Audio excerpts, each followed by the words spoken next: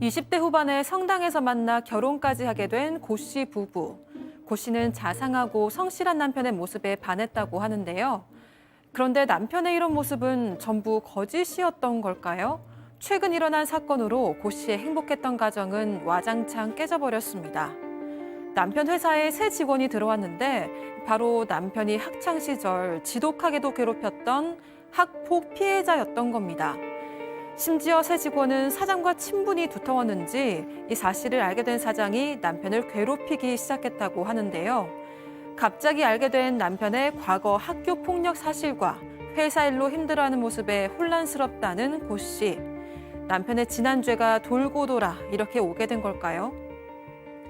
진짜 이 더 글로리 때문에 진짜 난립니다. 진짜 이놈의 이 학폭 정말 정말 중요한 문제인데, 자, 이 사연도 이 남편의 과거 학폭 사실을 알게 되면서 지금 벌어진 일이에요. 자, 아내는 그러면은 그 남편의 과거 학폭 몰랐던 거예요? 네, 전혀 몰랐습니다. 일단 이 아내, 고 씨와 남편은 20대 후반의 동네 성당에서 만났는데요. 일단 고 씨는 그 성당을 어릴 때부터 다녔습니다. 하지만 남편은 그쯤에 고 씨 동네로 이사를 왔습니다. 그러면서 둘은 서서히 가까워지기 시작을 했고요. 남편이 먼저 고 씨에게 고백을 했습니다. 이 고 씨 같은 경우엔 성당에서 봉사도 많이 하고 또 이 어린 동생들에게도 굉장히 친절한 이 남편의 행동을 보고 그 모습에 반했고요. 이런 자상한 면모 때문에 결혼까지 결심을 하게 됩니다.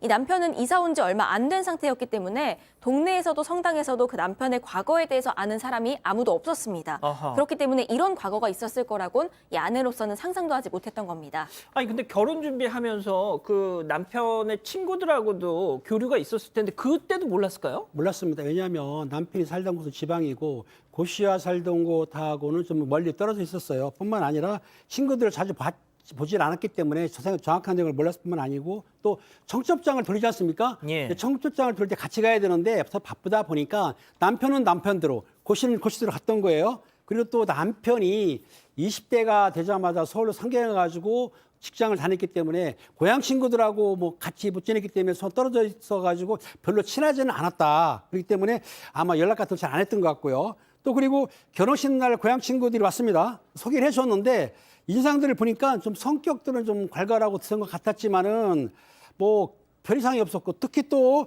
그 친구들이 뭐 다른 얘기를 안 해줬기 때문에 이 고 씨 입장에서 볼 때는 예. 설마 남편이 그렇게 학폭 가해졌을지는 전혀 몰랐던 거죠. 그런데 이제 남편 이 회사에 새 직원이 왔어요. 그런데 남편이 학창 시절 때 참 여기서부터 이제 급반전이 일어나게 되는데요. 이 남편 대학교도 변변하게 졸업 못하고 아르바이트를 하는 직장이었는데 그 아르바이트하는 직장의 사장이 굉장히 예쁘게 봤답니다. 그래서 정직원을 이제 만들어줬고 그러다 보니까 이 남편은 굉장히 그 회사에 지극정성으로 최선을 다해서 회사 생활을 하는데 어느 날 한 사람이 이제 새로 온 직원이 한 사람 있는 거예요. 그 직원이 그 남편에게 이렇게 이야기를 했다는 겁니다. 나 누군데 몰라? 라고 이야기하니까 남편의 입장에서는 기억이 나지 않아서 혹시 저 남편은 기억하지 못하고 정말 죄송한데 누구시냐라고 하니 그때서야 비로소 나 어느 중학교에 누구인데 정말 기억 안 나? 라고 물었답니다.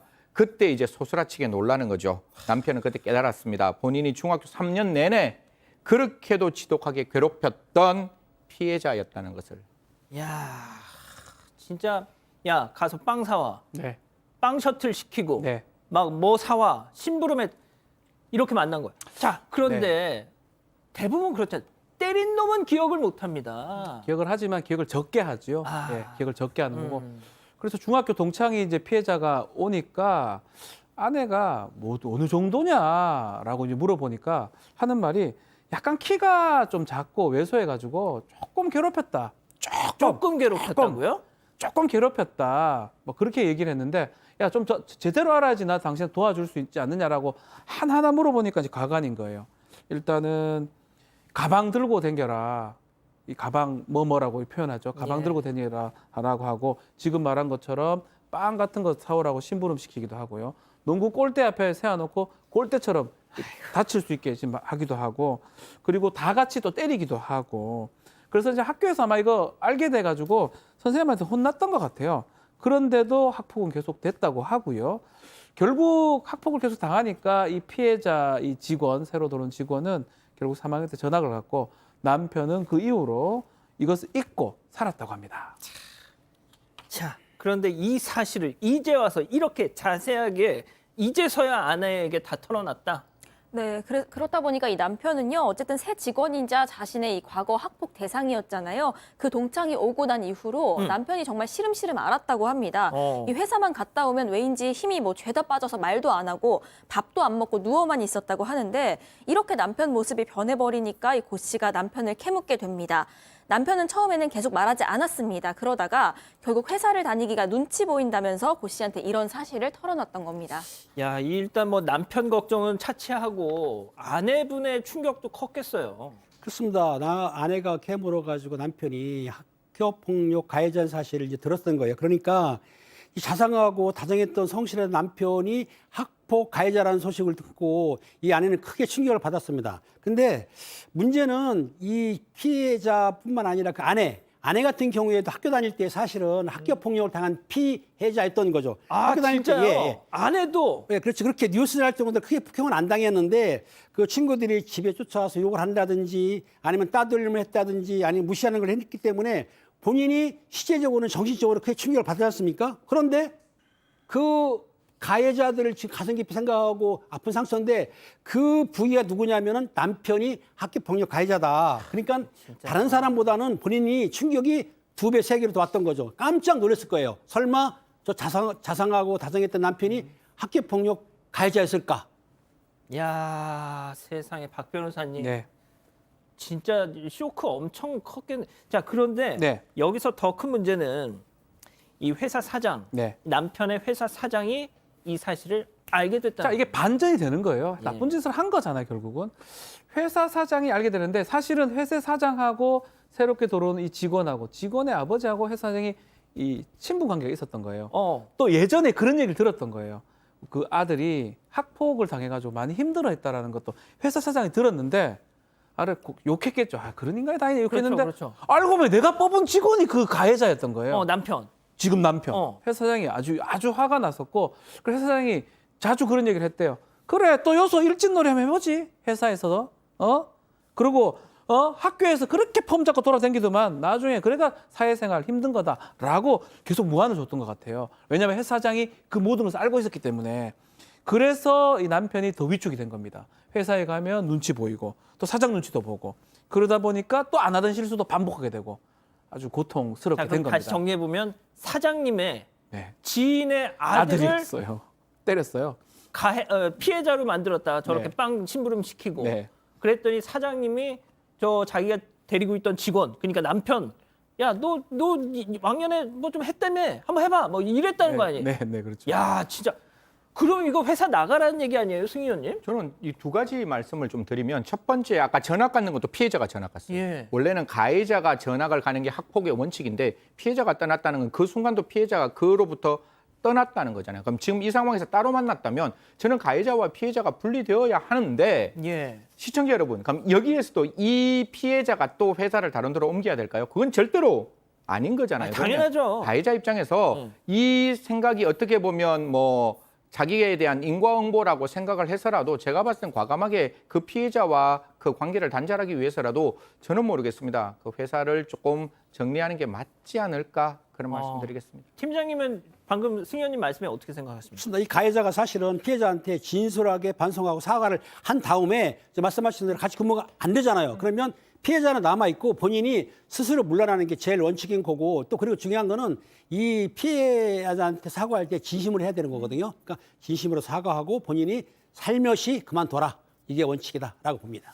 박 변호사님, 네. 진짜 말이죠. 이 더 글로리 이후로 예. 이 학폭에 대해서 이 정말 세상이 바라보는 어떤 기준 이 완전 달라졌어요. 저는 필요하다고 봅니다. 그 이전에도 사실은 절대 용서가 안 돼. 스포츠 선수라든지 뭐 연예인들 그런 학폭이 있었고 학폭을 했는데 별 문제 없이 지나간다. 이런 거에 대해서 국민들이 받아들일 수 없는 거거든요.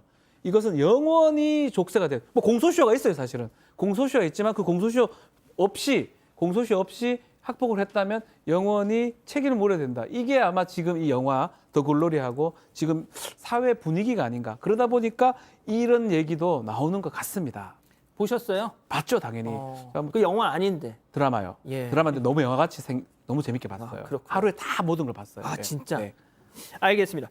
자, 그러면 이쯤에서 별별 상담소 오늘의 궁금증 짚어보죠. 자, 남편의 학폭 사실을 알게 됐습니다. 저는 어떻게 해야 할까요? 자, 뭐가 됐든 박 변호사님, 네. 이 아내분도 과거 뭐 그렇게 심하지는 않았다지만 학폭에 대한 그런 트라우마가 있는데, 아, 이 세상에 알고 봤더니 내 신랑이 학폭 가해자였네? 더군다나 지금 회사에서 지금 이렇게 되게 생겼네? 네. 어떻게 해야 됩니까?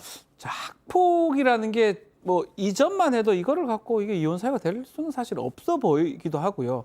뭔가 큰 어떤 유책 사유로 보긴 어려운데 지금 사회 분위기 봤을 때는 저는 충분히 이제는 학폭이 있었다면 이거는 사실은 영원히 용서할 수 없다. 왜냐하면 지금 자라나는 세대도 마찬가지인 거예요. 너 혹시나 누구한테 학폭했을 때 너 영원히 이거는 굴레에서 벗어날 수 없다라는 걸 알려주는 거거든요. 그래서 지금 사실 성범죄 같은 경우는 공소시효도 정지가 됩니다.